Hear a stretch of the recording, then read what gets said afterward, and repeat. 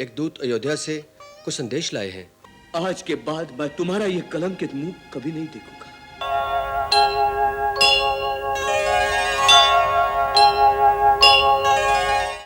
चक्रवर्ती पद संपदा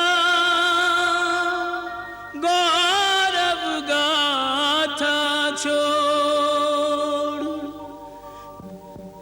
सबका स्वामी चल दिया सबसे नाता तोड़। हे सूर्य कुल के गौरव, जीवन भर तुम वशिष्ठ को अर्घ्य अर्पित करके चरण वंदना करते रहे, परंतु आज वशिष्ठ तुम्हारे चरणों में श्रद्धांजलि के पुष्प समर्पित करने आया है। तुमने इस जन्म में अपने संपूर्ण धर्मों का उत्तम रूप से पालन किया, अपनी प्रजा से एक पिता के भांति स्नेह करते हुए जन कल्याण के कार्य करके राजा का कर्तव्य पूरा किया। देवासुर संग्राम में दानव शक्तियों पर विजय पाकर यह सिद्ध कर दिया कि अपने बल और पराक्रम से मानव देवताओं से भी ऊंचा स्थान पा सकता है। आज तुम्हारे पूर्वज बड़े गर्व से देख रहे हैं कि तुमने अपने उज्जवल सूर्य वंश की कीर्ति को बढ़ाकर अपने पूर्वजों का ऋण चुका दिया।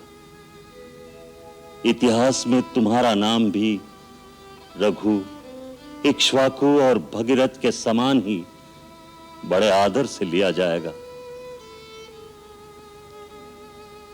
माता की ममता संसार में सदा विख्यात थी, परंतु पुत्र वियोग में अपने प्राण देकर तुमने पिता के प्रेम का इस जगत में एक ऐसा उदाहरण स्थापित किया जिसकी अमर गाथा तीनों लोगों में युगों युगों तक बखान की जाएगी। हे महात्मा, मेरा प्रणाम स्वीकार करो।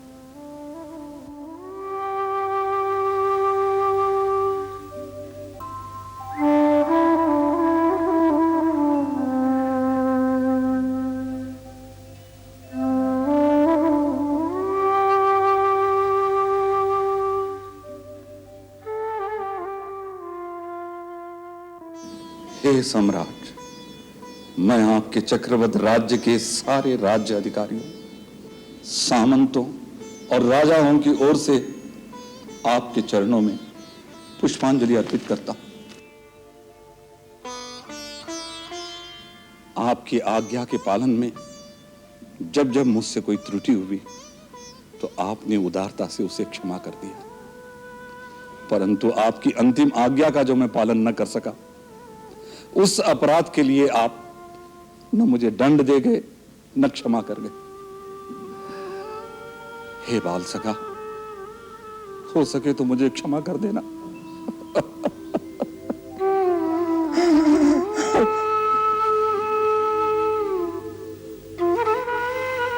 आत्म पंछी बिन तन पिंजरा कोई मोल न पावे हो,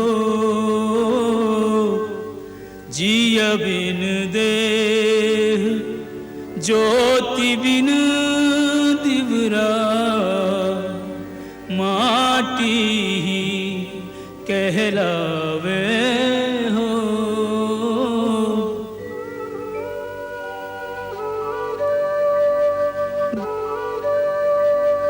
जीर्ण देह का जर जर पिंजरा पंछी को नहीं भावे हो,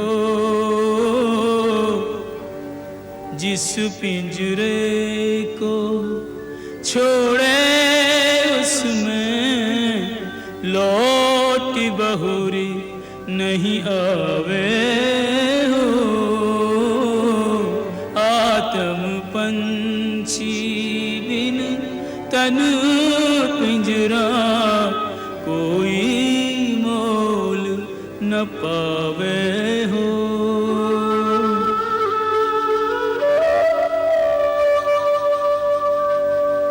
आत्म पंछी बिन तन पिंजरा कोई मोल न पावे हो।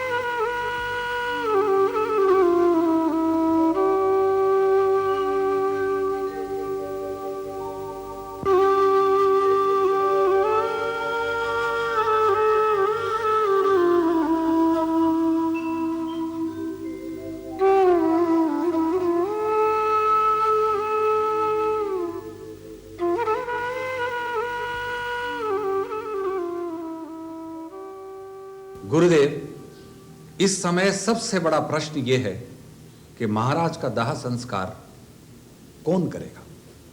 शास्त्रोक्त विधान के अनुसार पुत्र को ही पिता के अंतिम संस्कार करने का अधिकार है।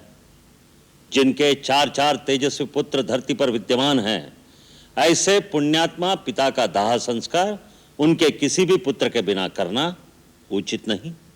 परंतु इन चारों में से यहाँ कोई भी उपस्थित नहीं है। श्री राम और लक्ष्मण वन में है। कुमार भरत और शत्रुघ्न भी बहुत दूर कई देश में हैं। संदेश भेजकर बुलाने में समय लगेगा। तब तक महाराज के शव को रखना उचित होगा क्या? अवश्य उचित होगा। महाराज दशरथ जैसे प्रतापी और धर्मपरायण राजा को उनके अपने पुत्र द्वारा दिए गए अग्निदान और पिंडदान के पुण्य फल से वंचित नहीं करना चाहिए। राजवैद्य से कहा जाए कि वो महाराज के शरीर को ऐसे औषधि युक्त तैल के नौका में रखें जिससे किसी प्रकार की क्षति ना हो। जो आज्ञा गुरुदेव। भरत और शत्रुघ्न को तुरंत बुलवाने का प्रबंध किया जाए। जो आज्ञा पूज्यवर। गुरुदेव, दूसरा प्रश्न यह है कि जब तक नए राजा का राज्य अभिषेक नहीं होता तब तक राज का शासन कैसे चलेगा? जिस प्रकार पिता की छाया सर पर न रहने से पुत्र अनाथ और निरंकुश हो जाते हैं, राजा विहीन नगर की प्रजा में अराजकता फैलने लगती है। न्याय को प्रजा पर लागू करने की शक्ति ना होने से अपराध बढ़ने लगते हैं। जिस देश में अराजकता हो, वहां के लोग अपने घरों के किवाड़ खोलकर नहीं सो सकते। दूर देशों में जाने वाले व्यापारी कुशल पूर्वक यात्रा नहीं कर सकते। राजा के बिना साधु और असाधु का विभाग कौन करेगा? न्याय कैसे होगा? इसलिए अतिशीघ्र ही किसी को शासन भार सौंपने की व्यवस्था की जाए। आप सबका कहना उचित है, परंतु ऐसी अराजकता की स्थिति कौशल देश में कभी नहीं आएगी। अभी महाराज दशरथ की सत्ता समाप्त नहीं हुई है। रघुकुल केसरी दशरथ के शासन में ऐसी उथल पुथल आप सबके होते हुए कैसे हो सकती है? जब तक राजा दशरथ का शरीर विद्यमान है, उनका शासन विद्यमान है। महाराज ने राज्य का उत्तराधिकारी कुमार भरत को स्वीकार किया है। भरत के पास संदेश भेजकर उन्हें शीघ्र से शीघ्र अयोध्या बुला लिया जाए। आर्य सुमंत्र। जी गुरुदेव। भरत के आने तक सेनाध्यक्ष की सहायता से राज्य का कार्यभार आप संभालेंगे। जो आज्ञा गुरुदेव। श्रीधर। आज्ञा पूज्यवर। आप वायुवेग से दौड़ने वाले घोड़े पर सवार होकर तुरंत कैकेय देश के ओर प्रस्थान करें। आज्ञा का पालन होगा गुरुदेव। सुनिए, भरत की ननिहाल में जाकर सामान्य भाव से भेंट करना। अपने मुख पर किसी प्रकार का शोक प्रकट न करते हुए कुमार भरत को संदेश देना कि कुलगुरु वशिष्ठ ने कुशल मंगल कहा है तथा आपको तुरंत आवश्यक कार्य से अयोध्या में बुलाया है। ऐसा ही होगा गुरुदेव। राम सीता वनवास, महाराज के स्वर्गवास का कोई भी वृत्तांत उन्हें नहीं बताना। आपके किसी भी व्यवहार से उन्हें यहां का आभास नहीं होना चाहिए, अन्यथा वो सहन नहीं कर सकेगा। आर्य सुमंत्र। जी गुरुदेव। जिस प्रकार कैकेय देश जाने वाले राजदूत सदा अमूल्य उपहार ले जाते रहे हैं, उसी प्रकार आज भी अमूल्य वस्तुएं कैकेय नरेश को भेंट करने के लिए भेजी जाएं। जो आज्ञा गुरुदेव। बुझे हुए दीपक में देखो तेल और औषधि डाल रहे हैं, जाने वाला चला गया है, माटी लोग संभाल रहे हैं, जाने वाला चला गया है, माटी लोग संभाल रहे हैं। चक्रवर्ती कह कर सारा जग जिसको नमन करे आदर से, चार दिशा में जिसका गौरव सुर नर मुनि गाते एक स्वर से। पुत्र रत्न है चार मगर चारों के चारों दूर हैं घर से, सब कुछ होते एक राजा अपने अंतिम संस्कार को तरसे, अपने अंतिम संस्कार को तरसे।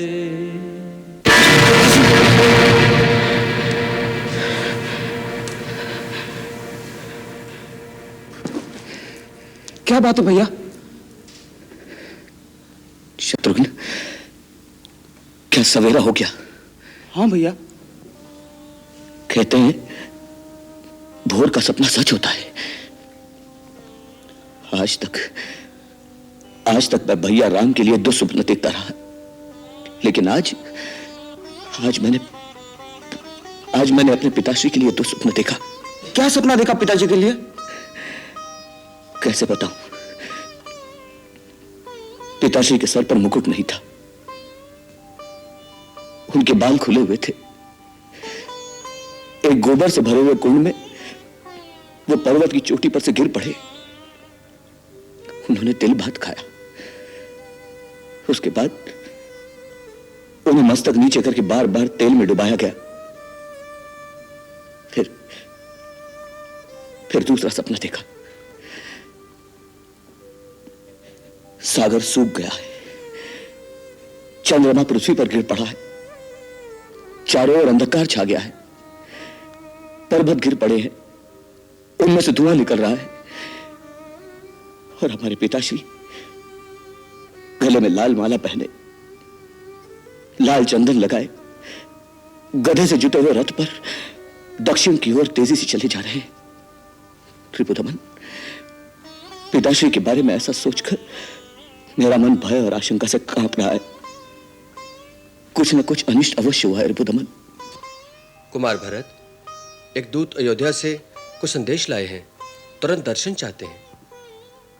देखा, मैंने कहा था रिपुदमन, अयोध्या से कुछ संदेश आया है।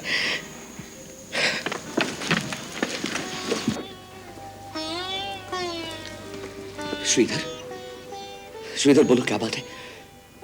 क्या संदेश लाया? आपको तुरंत अयोध्या में बुलाया गया है। सब कुशल तो है ना? पिताश्री, माताएं, भैया राम, लक्ष्मण, किसने बुलाया अचानक? गुरुदेव वशिष्ठ जी का आदेश है, आप शीघ्र ही अयोध्या को चलें। हाँ, चलेंगे। शत्रुघ्न, चलो नाना जी से आज्ञा लेते हैं।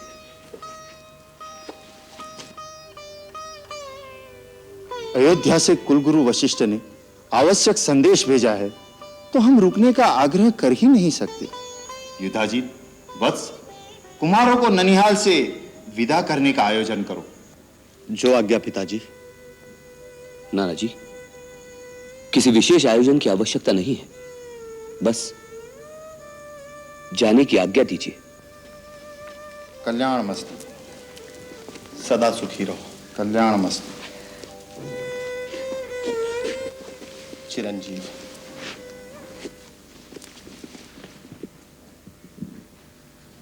अरे राजकुमार भरत आ रहा है। अरे छोड़ो, ऐसे पापी का तो मूवी देखना नहीं चाहिए।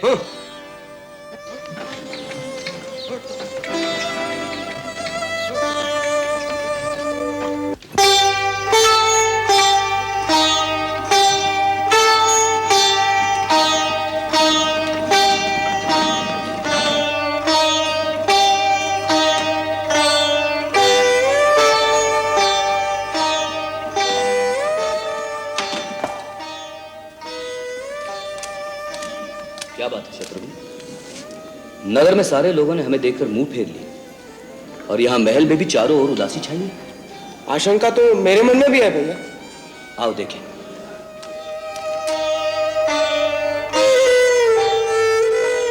रानी, आरती सजाओ रानी। तेरा पुत्र अयोध्या का राजा भरत महल में प्रवेश कर रहा है। नियमानुसार वो पहले अपने पिता से मिलने जाएंगे और वहां जाकर दुखी हो जाएंगे, इसलिए मैं रास्ते से ही उनको यहाँ ले आती हूँ। रानी, आरती तैयार करो, आरती तैयार करो, आरती।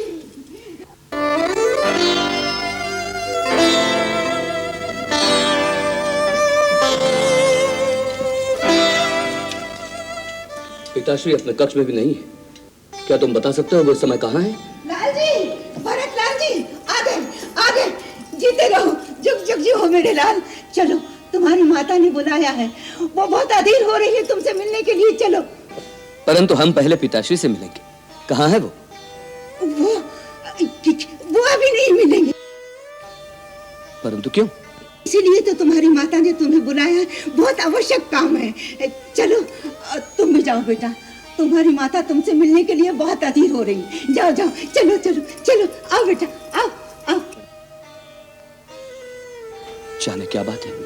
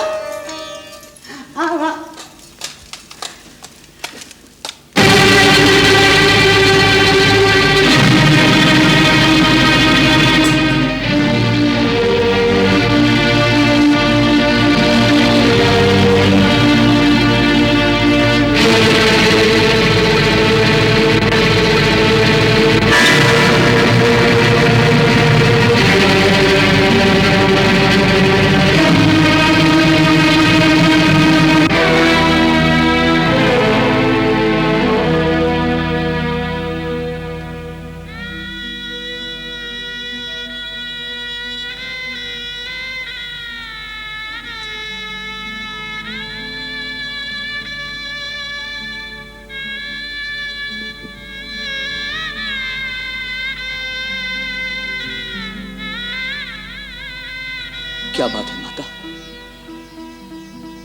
ये आज कैसे वस्त्र पहने हैं?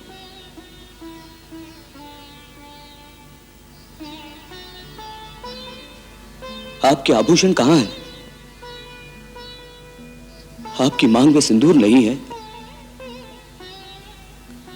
क्या हुआ मातेश्वरी?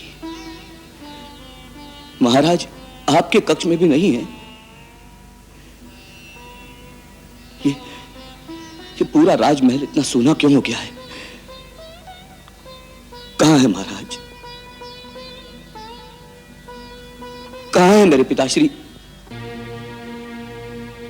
बताओ माता, कहां है पिताश्री? पुत्र, संसार में जो जन्म लेता है, एक न एक दिन उसे संसार का त्याग भी करना पड़ता है।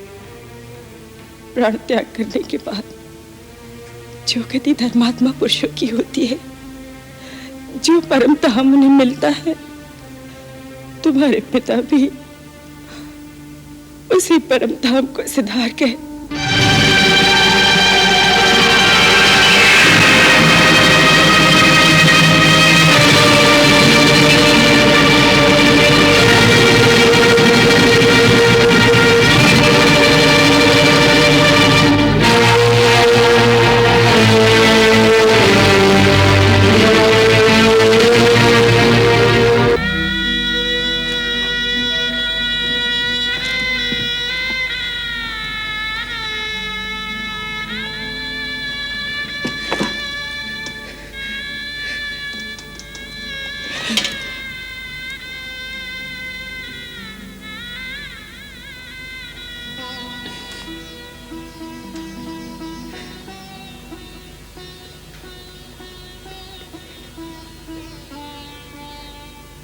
रास्ते भर मेरा हृदय भय से कांप रहा था। वो मेरे सारे अपशकुन, सारे दुस्वप्न सच हो ही गए, अनहोनी हो ही गई, अनहोनी हो ही गई माता।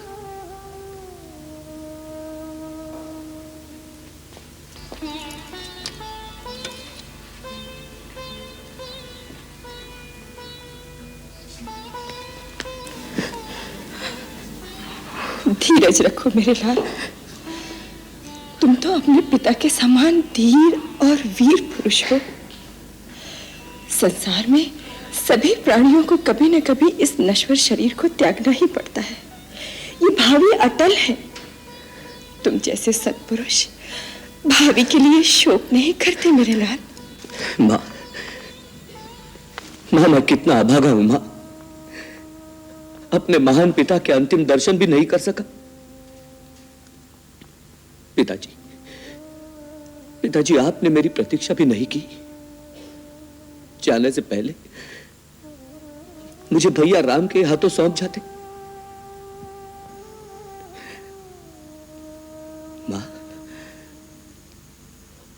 उन्होंने जाने से पहले मुझे अवश्य पुकारा होगा। उस समय आप सब तो उनके पास थे, केवल मैं ही नहीं था। उन्होंने मुझे अवश्य याद किया होगा। बताओ मां, प्राण त्याग करते समय उनके अंतिम शब्द क्या थे? बताओ मां, बताओ उनके अंतिम शब्द क्या थे? वो अंतिम समय केवल राम को ही याद करते रहे, केवल राम को ही पुकारा। केवल राम भैया को ही पुकारा? तो क्या भैया राम भी उनके पास नहीं थे? नहीं। परंतु ऐसा क्या अकस्मात हो गया था जो भैया राम भी उनके पास नहीं पहुंच सके? आप तो उनके पास होंगी। नहीं, उन्होंने महारानी कौशल्या के कक्ष में ही अपने प्राण त्याग दिए थे। माता कौशल्या के ही कक्ष में प्राण त्याग दिए? उस वक्त भैया राम और लक्ष्मण कहां थे? वन में।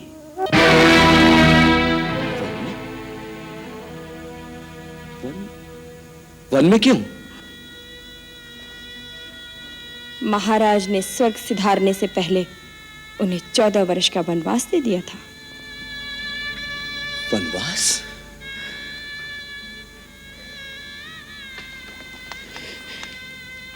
भैया राम को वनवास? नहीं, ऐसा कभी नहीं हो सकता। यह दंड तो भयंकर अपराधियों को दिया जाता है। मेरे राम भैया तो सत्य, धर्म और मर्यादा की मूर्ति है। फिर उन्हें यह दंड किस कारण दिया गया? बोलो माता, बोलो माता, क्या दोष था उनका? किसी का कोई दोष नहीं था भरत, केवल वचन पालने की बात थी। और तुम्हारे पिता ने एक सत्यनिष्ठ धर्मपरायण की तरह अपने वचन को पालन करने के लिए अपने प्राण न्यौछावर कर दिए। वचन? कौन सा वचन? किसे दिया था उन्होंने ये वचन? मुझे। आपको? क्या वचन दिया था उन्होंने आपको? ये एक लंबी कहानी है, बाद में सुनना। अभी तुम यात्रा से थके हुए आए हो, थोड़ा विश्राम कर लो। तुम्हें बहुत सारे कर्तव्य निभाने हैं। अपने पिता का अंतिम संस्कार करना है, अयोध्या का राज्यभार संभालना है। एक राजा को बालकों की भांति बिलखना शोभा नहीं देता।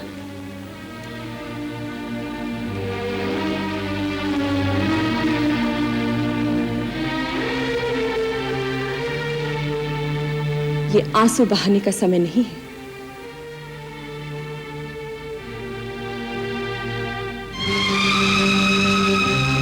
तुम्हें अपने कर्तव्य के बारे में सोचना चाहिए। बिल्कुल ठीक कहा आपने माता। यह समय आंसू बहाने का नहीं है। मुझे तो ऐसा लग रहा है जैसे राजमहल में एक बहुत बड़ा षड्यंत्र रचा गया हो। किसी दुष्ट ने हमारे वंश का सर्वनाश करने के लिए हमारे सुख और शांति से भरे जीवन में विष घोल दिया है। मेरा पहला कर्तव्य तो यह बनता है कि उस षड्यंत्र की जड़ तक पहुंचकर उसे दंड दूं जिसने मेरे पिता की हत्या की है, जिसने मेरे भैया राम को देश निकाला दिया है, जिस पापी ने हमारे वंश पर ऐसा क्रूर आघात किया है। मैं उसे कभी जीवित नहीं छोड़ सकता, कभी जीवित नहीं छोड़ सकता। क्या तू उसे प्राणदंड देगा? अवश्य, चाहे वो स्वयं काल ही क्यों न हो। तो तुझे वो दंड मुझे देना होगा।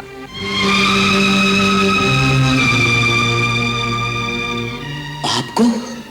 हाँ, मुझे। मैंने ही महाराज से 2 वचन मांगे थे। महाराज ने मुझे 2 वर दिए थे। कहा था जब जी चाहे मांग लेना। इधर तेरे जाने के पश्चात कौशल्या के कहने से महाराज ने राम के राज्याभिषेक के लिए निश्चय कर लिया।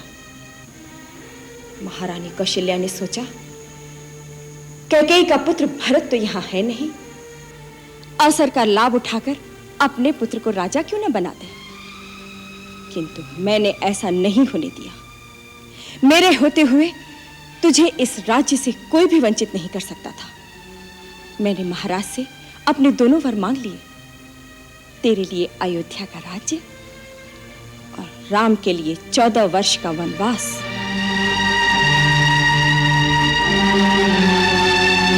मैंने तुम्हारा रास्ता बिल्कुल साफ कर दिया है। बेचारी मंथरा ने इस काम में मेरी पूरी सहायता की। उसी ने ये रास्ता सुझाया, उसी ने मेरी आंखें खोली और मैंने सारी बातें संभाल ली। राम के साथ सीता और लक्ष्मण बिना किसी आपत्ति के वन चले गए। सारा काम बड़ी सुगमता से हो गया था, किंतु विधाता ने बीच में थोड़ी सी उथल पुथल कर दी। महाराज राम के विछोह में स्वर्ग सिधार गए।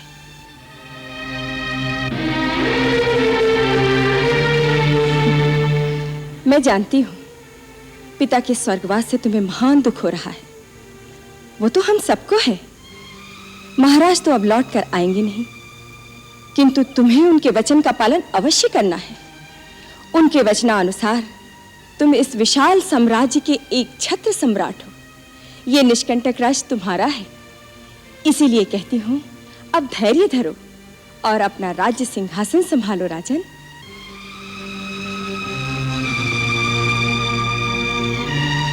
भरत, किसी साधारण मनुष्य का इस परिस्थिति में शोकाकुल होना तो स्वाभाविक है, किंतु तुम तो साधारण नहीं हो। तुम तो सत्य प्रज्ञ हो। सदाचारी हो। तुम्हारी बुद्धि वेदों का अनुसरण करने वाली है। इस समय तुम्हें एक राजा का कर्तव्य निभाना है।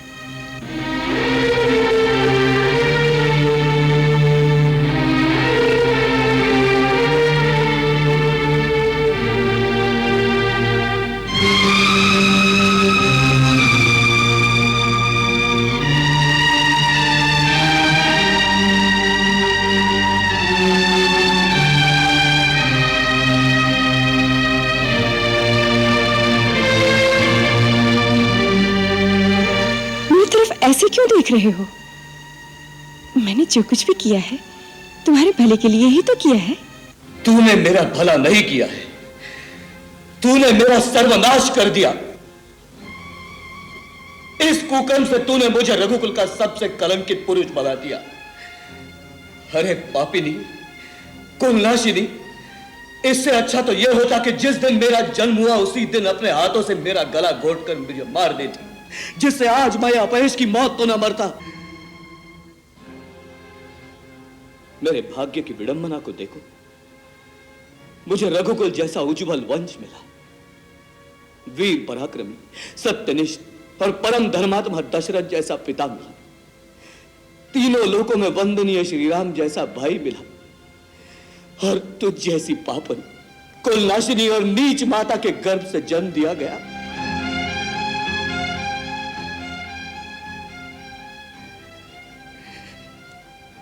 हे विधाता, इससे बड़ा परिहास तो किसी और के साथ क्या कर सकता है। अरे पापन, परम धर्मात्मा श्री राम को वन में भेजने की बात कहते हुए तुम्हारे जीवा के टुकड़े टुकड़े क्यों नहीं हो गए? तू भावना के आवेग में अपने भले की बात नहीं समझ रहा है। मूर्ख, अपने भाग्य को ठुकराना चाहता है। अरे मेरे भाग्य तो उसी दिन फूट गए जिस दिन मेरे श्री राम भैया वन को चले गए। वो श्री राम भैया जो तुम्हें अपनी माता से अधिक स्नेह करते थे, वो कौशल्या माता जो तुम्हें अपनी बहन से अधिक समझती थी, उनके इकलौते पुत्र को वन में भेजते हुए तुम्हारे आत्मा ने चीत्कार नहीं किया? तुम्हारा हृदय खंड खंड नहीं हो गया? ऐसा क्रूर वरदान मांगते हुए तुम्हारे मुंह में कीड़े क्यों नहीं पड़े? तुम्हारी जीवा गल क्यों नहीं गई? ये तो कैसे मूर्खता की बातें कर रहा है। तू क्यों नहीं समझता कि हर माँ को अपने पुत्र को बड़ा बनाने का लोभ होता है। लोभ, लोभ ही तो पाप की जड़ है। लोभ मनुष्य को तेरी तरह अंधा कर देता है जिसे पाप और पुण्य में कोई भेद नहीं दिखाई देता। अरे श्री राम से मनुष्य तो क्या, पशु पक्षी भी प्यार करते हैं, लेकिन तू तो उनसे भी गिरी हुई निकली जिसने उन्हें घर से निकाल दिया। तू नारी नहीं, मानवता से गिरी कोई राक्षसी है, राक्षसी। भरत, मैंने जो कुछ भी किया तेरे लिए किया है। मैं तेरी माँ हूं भरत, तेरी माँ हूं।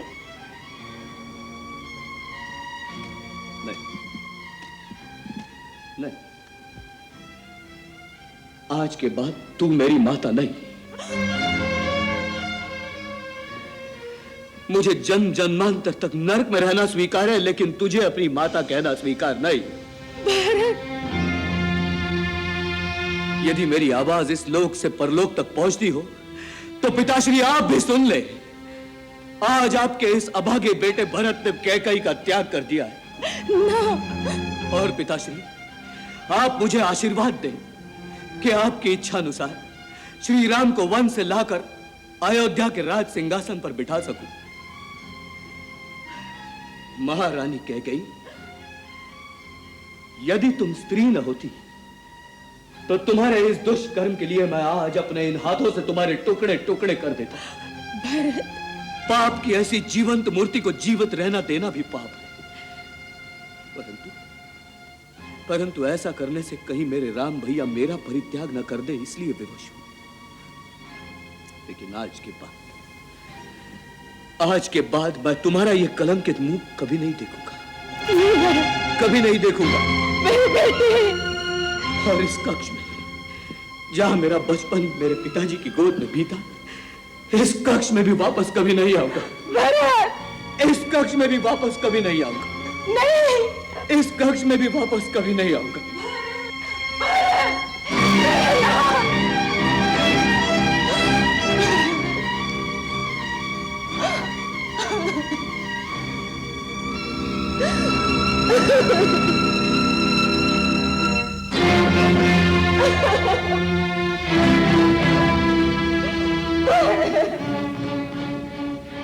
मुझे क्षमा कर दे मेरे लाल।